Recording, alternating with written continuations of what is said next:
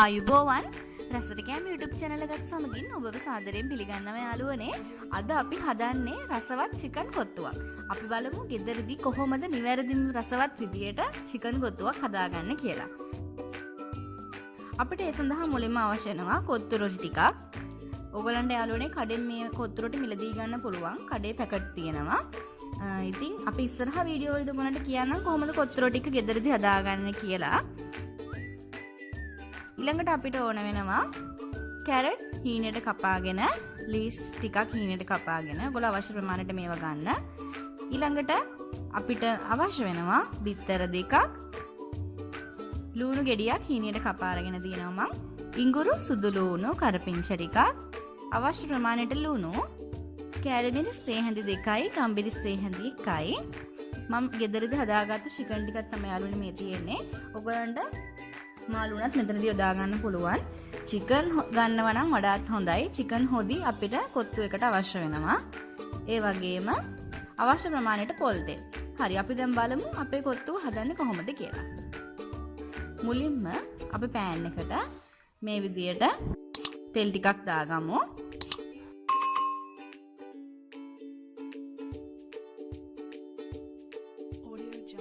ඊළඟට යාළුවනේ අපේ මේ තෙල් ටික හොඳින් රත් වීගෙන එනකොට අපි ඒකට ඉඟුරු සුදු ලූණු ටික මේ විදියට දාගමු.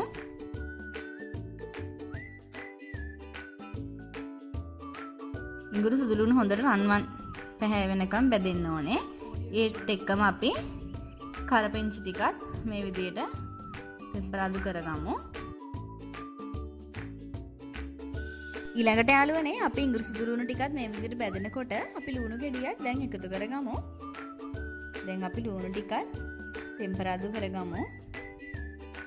ඉතින් යාළුවනේ ඔයගලන්ට ගෙදරදීම පිරිසිදුවම කොත්තුවක් හදාගන්න පුළුවන්.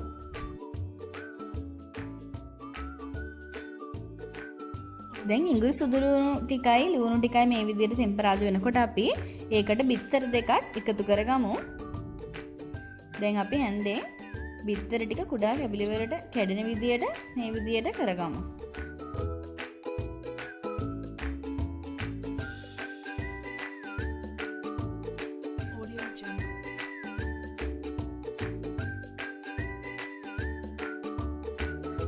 ඉතින් යාළුවනේ ඔයගොල්ලෝ අනිවාර්යෙන් ගෙදරදීම හදලා බලන්න. හරිම රසවත්. ඊළඟට අපි බිත්තර ටිකත් තෙම්පරාදු වුණාට පස්සේ කැරට් ටිකත් එකතු කරගමු.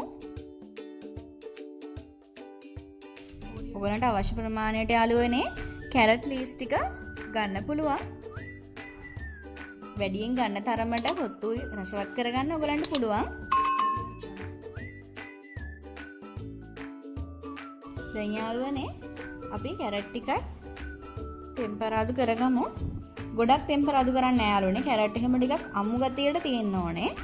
ඊළඟට අපි අපේ ලීස් ටිකත් එකතු කරගමු. මම මෙන්න මේ විදියට එකතු කරගත්තා.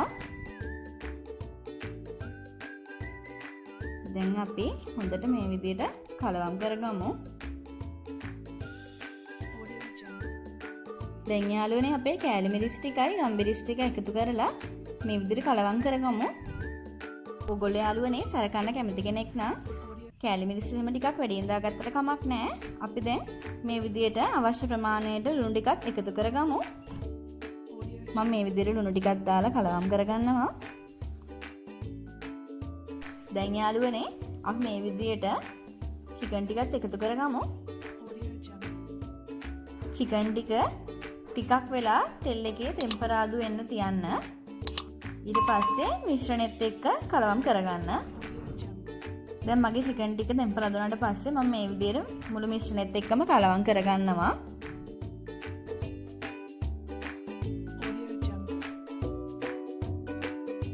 ඊළඟට යාළුවනේ අපි සෝයා සෝස් ටිකකුත් මේ විදිහට එකතු කරගමු. මම මෙතනදී මේස හැඳි එකමාරක වගේ ප්‍රමාණයක් තමයි එකතු කරගන්නේ. සෝයා සෝස් ටිකක් දාලා මම මේ විදිහට කලම් කරගන්නවා.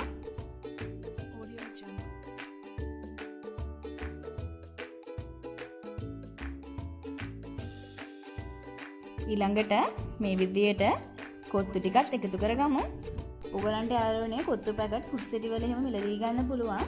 ඉතින් අපි ඉස්සරහ වීඩියෝ වලදී කියන්නම් කොහොමද මේ පරාට එක ගෙදරදීම හදාගන්නේ කියලා. හරි අපි දැන් ඊළඟට කොත්තු ටිකත් මේ විදිහට දාලා චිකන් හොදි ටිකත් දාගමු. ඔයගලන්ට කැමති ප්‍රමාණයට හොදි දාගන්න. දැන් මුළු මිශ්‍රණයම මේ විදිහට කලවම් කරගමු. පොඩ්ඩොන්ට එහෙම පිරිසිදුම ඔයගලන්ට ගෙදර හදන්න පුළුවන් යාළුවනේ. කඩවල වල රසකාරක එහෙම තියෙනවා. දැන් යාළුවනේ අපේ කොත්තු එක ඇත්තටම හදලා ඉවරයි. අපි දැන් මේක කෑම මේසෙට පිළියෙල කරගමු. අනිවාර්යෙන් යාළුවනේ අපේ වීඩියෝ එක හොඳයි නම් ලයික් එකක් දාන්න, කමෙන්ට් එකක් දාන්න, ෂෙයා කරන්න අමතක කරන්න එපා. අනිවාර්යෙන් අපේ channel එක subscribe කරලා නැති කෙනෙක් නම් අනිවාර්යෙන් subscribe කරලා bell icon එකත් click කරන්න. ඉස්සරහදී අපි හදන අලුත් කෑම ඔයගලන්ට බලා ගන්න පුළුවන්. ඉතින් ගෙදරදීම හරිම රසවත් විදියකට ඔන්න ඕගොල්ලෝ කඩේ වගේම කොත්තුවක් හදාගත්තා. එහෙනම් අදට අපි ගිහලා එන්නම්. ඔබට සුබ දවසක්.